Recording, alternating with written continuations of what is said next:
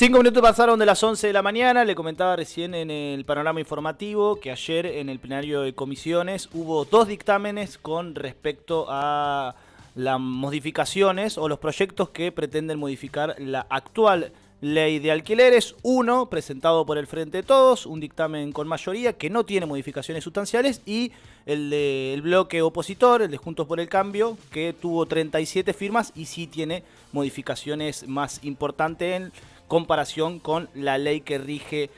Hoy estamos en comunicación con el diputado nacional de Juntos por el Cambio, Alejandro Cacase. ¿Cómo estás, Alejandro? Eduardo Vitali te saluda, un gusto.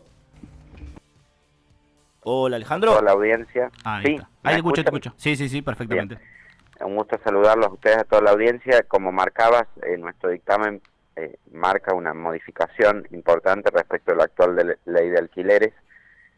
Volvemos el plazo mínimo a 2 años, quitamos las regulaciones de precio que había en esa ley.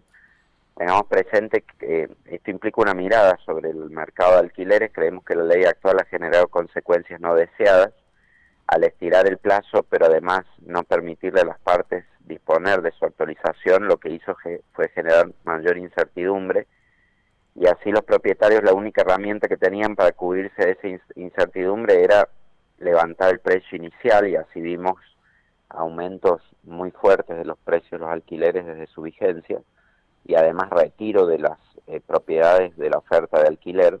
Entonces acá estamos proponiendo volver a un plazo mínimo de 2 años. Por supuesto alguien puede pactar y por más, pero ese es el plazo mínimo, y que sean las propias partes las que acuerden el precio y su actualización, para lo cual pueden usar índices oficiales de salarios, de precios, pero también pueden establecer su propio mecanismo.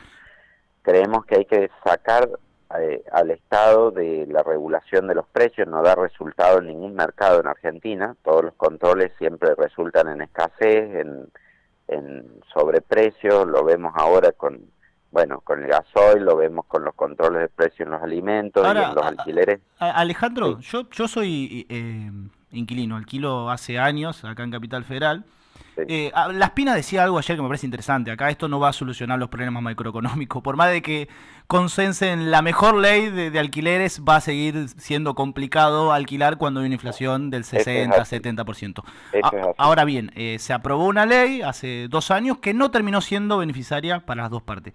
Cuando vos decís un proyecto de ley que lo arreglen entre las partes, la actualización, cómo se va a actualizar y el precio, ahí lo que está diciendo básicamente es que lo imponga el propietario. Yo no me veo a mí como inquilino diciendo, che, mirá, yo y el propietario, en un contexto donde hay muy poca oferta y hay más demanda, el propietario va a poner las condiciones. Eso va a ser así. Por eso no está mal la regulación del Estado. Bueno, yo no lo veo igual. Es decir, primero, que antes de que esta ley rigiera, de hecho había acuerdo entre las partes para la actualización, y algunas de las prácticas que se usaban en el mercado eran inferiores las actualizaciones a lo que se está dando hoy. Es decir, yo soy inquilino también y soy abogado y veo los contratos, y he visto cantidad de contratos antes que tenían pautas de actualización, por ejemplo, de 18% semestral, Sí. y que de hecho daban menos que lo que hoy va a tener la actualización por el índice de locaciones que ha Era otro establecido contexto el inflacionario, Estado. Alejandro. Era otro contexto Sí, inflacionario. sí, sí, no hay dudas, pero te quiero decir, no es cierto de que la práctica del mercado no pueda hacer a partir de lo que se va acordando entre las partes. Eso efectivamente ha sucedido así. Sí, también es verdad lo que marca la Espina, que nosotros podemos hacer la mejor ley de alquileres del mundo, eh, pero si nosotros tenemos una economía que es altamente inflacionaria, los precios de los alquileres van a subir igual, y en ese sentido hay que moderar la expectativa de cuánto podemos lograr con este cambio. Pero sí creo que había una perspectiva muy errada en la ley actual, de esto de creer, hacemos una norma en favor de los inquilinos, pero no analizamos las consecuencias no deseadas que tiene, porque si yo obligo a alguien a alquilar por 3 años y no le permito tener que diga nada respecto de cómo el precio se actualiza, y lo que hace es buscar cubrirse de esa incertidumbre, que en nuestra economía es altísima, porque no es como alquilar 3 años en Alemania. Entonces se busca cubrir de esa incertidumbre con la variable que sí controla, que es el precio inicial. Resultado, dispararon los precios iniciales de los contratos. Pero si ahora las actualizaciones están siendo a través del índice de inflación. O sea, el Claro, aumento. pero por eso, hoy el propietario que alquila por 3 años no maneja el precio de ese contrato, por más de que la inflación se dispare donde se dispare o cualquier otra circunstancia económica ocurra. Es decir, Mira, tenés un punto en el... una vez que uno firma, es toda incertidumbre para adelante. Entonces, ¿cómo se cubre de la incertidumbre? Haciendo que cuando hay una renovación o un nuevo Aumenta el alquiler, precio. aumente el precio para cubrirse de la incertidumbre, Sí, y claro. lo que sucede ahora es, por ejemplo, yo alquilo un departamento, 35.000 pesos por mes. Me pongo a mirar ahora esa característica de ese departamento, en qué precio están, y están por encima del 50. O sea, hay siempre un desfasaje en los que están alquilando y los que van a querer alquilar por justamente lo que decís. Ahora, no creo que la Claro. solución sea, Y porque vos... pasa lo mismo, si me permitís agregar, Sí. pasa lo mismo con el tema del intervalo de actualización, porque hoy es un año. Y ayer nos criticaban desde el oficialismo diciendo, bueno, ¿cómo permiten esto de que pueda ser de 3 meses a 12 meses? Y que esto era en favor del propietario. Ocurre que cuando hay una inflación tan alta como la que tenemos hoy, que hoy la inflación es de 1% por semana. Entonces, claro, todo lo que transcurre hasta que se produce una actualización es en pérdida del propietario. En consecuencia, hay propietarios que antes que tener su renta congelada durante un año, prefieren sacar la propiedad del mercado y venderla. Que por eso se han aumentado las propiedades en venta, han caído los precios de las propiedades. No podemos legislar ignorando esa situación. Yo entiendo lo que vos me decís porque vos te retrotraes, mira, me acuerdo patente, cuando yo alquilaba por 2014, una cosa así, tenía actualizaciones semestrales, creo que eran del 12%, y le terminaba, era siempre por debajo de la inflación. Y a mí en ese contexto era... Pero Tal ahora, cual. había un contexto inflacionario ahí del Sí. 30%. En un contexto inflacionario ahora del 70%, usted diciendo que lo arreglen entre las partes, y yo no sé si el inquilino va a tener mucha potestad de negociar ahí. Eso es lo que me cuesta Bueno, pensar. pero fíjate lo que vos mismo estás diciendo. Cuando se arregló entre las partes, de hecho estaba por debajo de la Sí, inflación. pero en otro contexto Era hasta, inflacionario, Alejandro. Eso es a lo que me sí, refiero yo. pero es entendible que en un contexto de aceleración inflacionaria, también el propietario quiera recuperar renta, porque de lo contrario no va a alquilar. Es decir, si nos ponemos, nosotros somos inquilinos, ejemplo, si nos ponemos en un momento en el lugar del propietario, y yo sé que la inflación venía en 50, ya está en 60, puede subir a 80, y vos me decís, no, por un año no vas a poder tocar el precio más que lo que el Estado diga cómo se ajusta, y entonces te digo, no, mejor no alquilo, vendo la propiedad, alquilo temporario, hago otra cosa, pero no lo pongo para alquiler de casa habitación por 3 años de plazo. ¿Me entendés? Y esos son los incentivos que creo que la ley actual ignoró, por creer que podía ir a proteger una parte sin consideración de cómo opera el mercado. ¿Y qué beneficios impositivos proponen a los propietarios para aumentar la oferta? Que es lo que está pasando ahora, ¿no? Sí, tres concretos resolvimos. Uno, que no paguen los alquileres impuestos a los débitos y créditos bancarios. Si toda transferencia bancaria o cheque que haya para pagar el alquiler, no pague ese impuesto. Segundo, y que por ahí es el más sustantivo, bienes personales.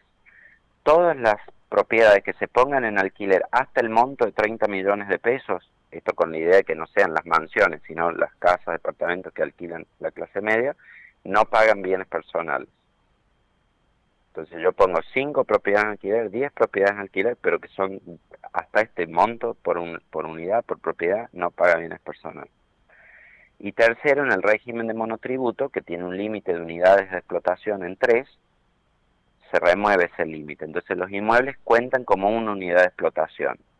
Entonces en la medida que alguien no se excede el monto de facturación del monotributo, va a poder permanecer el locador en ese régimen facturando por los alquileres que tenga. Alejandro, ¿creen que puede llegar a suceder lo que pasó con la boleta única, consensuar con los bloques, con los otros bloques opositores y que se aprueben diputados?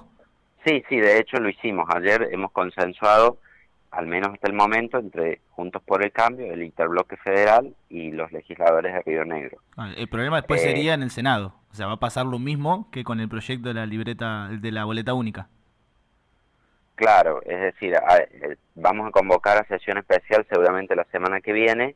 Los números están muy ajustados, pero probablemente podamos imponer este dictamen, que ayer fue de minoría, porque hubo 40 por el oficialismo y 39 en el nuestro, pero que puede en el recinto ser de mayoría, pero después, por supuesto, falta la revisión del Senado, que será ahí otra historia. Con respecto al proyecto que propone recaudar plata de la evasión fiscal para pagarle al Fondo Monetario Internacional, Sí, uno desde la ignorancia uno dice, bueno, ¿por qué qué tiene de malo que recaudemos guita a la gente que la evade para después pagarle al fondo o lo que sea, se utilicen esos dólares en un contexto donde sabemos a todos que lo que claro. nos falta es dólares? Sí, en esto luchar contra los evasores está perfecto, lo acompañamos. Crear un fondo para ese destino u otro, como vos decís, también es viable. Eh, pero nosotros esperábamos a partir de eso que hubiera castigos y sanciones a los evasores. Y lo que vimos es que le generaron una super promo. Porque bajo la legislación actual, por ejemplo, alguien que tiene bienes, porque esto es para la evasión de bienes en el exterior no declarados y que no han pagado el impuesto a los bienes personales. Bajo la legislación actual, la AFIP puede, por 1.000.000 de pesos evadido, cobrar 1.800.000 pesos. Y acá le están diciendo, dame 200.000 y te lo arreglo, que es una décima parte.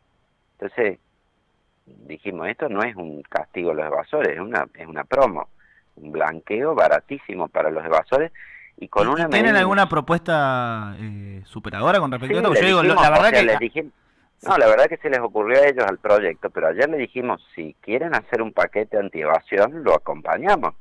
Pero esto es una super promo, encima en cuotas, pueden pagar después en cuotas. Es tan insólito que hasta si el AFIP ya detecta y fiscaliza, igual le dan el beneficio. Yo Y lo entiendo tu liberan, punto, obviamente. pero la verdad que Sí. cualquier cantidad de dólares que no entren a través de un proyecto similar, bienvenidos sean. Dólares que encima no están en nuestro país. No, claro, pero te digo, hoy si la AFIP fiscaliza, puede recuperar muchísimo más. Por cada millón, como te digo, hice el cálculo, es 1.800.000. Y acá le están permitiendo que lo arreglen por 200.000, que Bien. es nada. Pero lo raro es, yo toleraría que alguien diga, no, bueno, es muy difícil que la FIP no puede fiscalizar, no lo encuentra, entonces por eso lo hacemos que sea voluntario y aceptamos la plata que nos den, aunque sea muy poquito, un 10%, pero lo hacen solos. Pero resulta que la FIP te fiscaliza, o sea, ya lo detectó, igual le permitís que entren al blanqueo y lo liberas de toda acción penal, civil, penal tributaria, penal aduanera, infracciones, omisiones de la ley de procedimiento fiscal, acciones civiles, administrativas, de todos los impuestos que tenía que pagar. Entonces es una contradicción. Por un lado gritan diciendo que paguen las que la fugaron, los evasores, no sé qué, y después le dan enormes beneficios, porque ves el proyecto y dice beneficios, liberaciones, eximiciones a los evasores. No se entiende. Alejandro, te aprovecho para hablar un poquito de política y terminamos con esto. Con respecto al armado electoral de Juntos por el Cambio para el Sí. 2023, ¿vos considerás que debe haber un candidato por parte del radicalismo y, a ver, que jueguen las PASO? Yo considero que todos los que quieran ser candidatos de Juntos por el Cambio, que pueden ser radicales, del PRO, de la coalición cívica, otras fuerzas que están integradas en nuestro frente, se presenten y que la ciudadanía elija cuál es el mejor, porque la virtud que tenemos nosotros es que nos organizamos a partir de las PASO.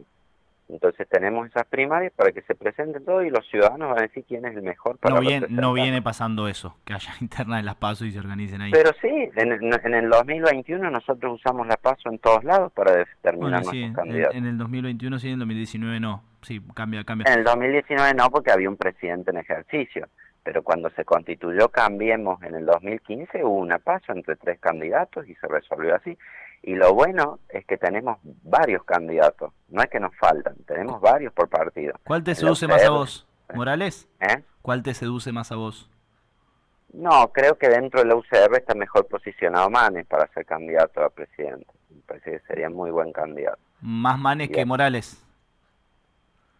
sí, particularmente yo tengo más afinidad en cómo él piensa y cómo se ha presentado frente a la sociedad. Con Morales vengo a tener algunas discusiones fuertes en temas económicos.